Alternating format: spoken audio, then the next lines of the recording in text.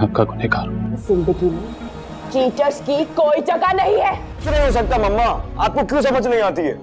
आप लोग मेरे लिए कोशिशें करना बंद कर दें। आज मलिक महल में दुश्मनों की बेटी की शादी। ये हालत देखी नहीं जाती। ये लड़की तुम्हारे लायक नहीं है। तुम्हारा ये यहाँ नजर आए तो मैं खुद अपने आप से बहुत परेशान हूँ। गुस्सा आता है मुझे अपने आप पे, दिल चाहता है मारूं अपने। ऐसा क्या है इस लड़की में? इस लड़की में मैं हूँ। लेकिन मुझे सब कुछ करके तो बाहर शेर तो ठीक हो जाएगा मगर फजर का इम्तिहान शुरू हो जाएगा।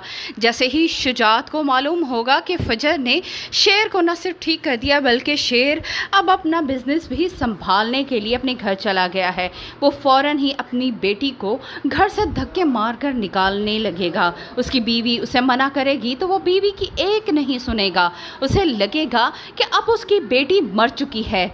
भले ही घर से भागकर उसने जो कारनामा सर अंजाम दिया था उसके बाद भी वो उसे माफ़ करने को तैयार था, मगर इस बार उसकी हुक्म अदूली की है और इस बार वो उसे माफ़ करने को तैयार नहीं है।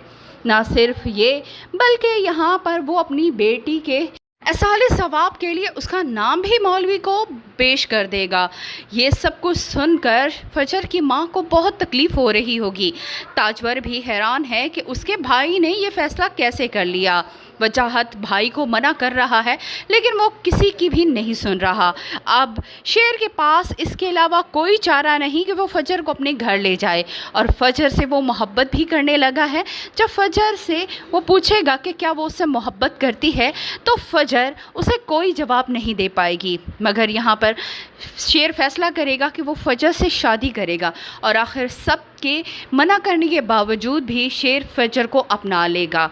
ना सिर्फ अपना लेगा बल्कि उसकी इज़्ज़त की खातिर एक दफ़ा फिर काका जान के सामने भी हाजिर होना पड़ेगा तो वो हो लेगा। फजर शुजात को मनाने के लिए हर मुमकिन कोशिश कर रही है और इस बार शुजात बिल्कुल भी नहीं मान रहा, लेकिन शेर उसका मैं आपका गुनहगार हूं। जिंदगी में चीटर्स की कोई जगह नहीं है। नहीं हो सकता मम्मा, आपको क्यों समझ नहीं आती है? आप लोग मेरे लिए कोशिशें करना बंद कर दें। आज मलिक महल में दुश्मनों की बेटी की शादी। ये हालत देखी नहीं जाती। ये लड़की तुम्हारे लायक नहीं है। तुम्हारा ये यहाँ नजर आए तो मैं खुद अपने आप से बहुत परेशान हूँ। गुस्सा आता है मुझे अपने आप पे, दिल चाहता है मारूं अपने। ऐसा क्या है इस लड़की में? इस लड़की में मैं हूँ। लेकिन मुझे सब कुछ करके तो बाहर शेर तो ठीक हो जाएगा मगर फजर का इम्तिहान शुरू हो जाएगा।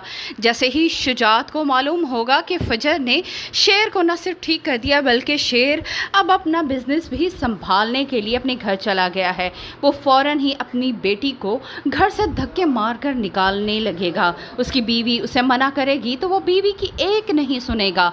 उसे लगेगा कि अब उसकी बेटी मर चुकी है।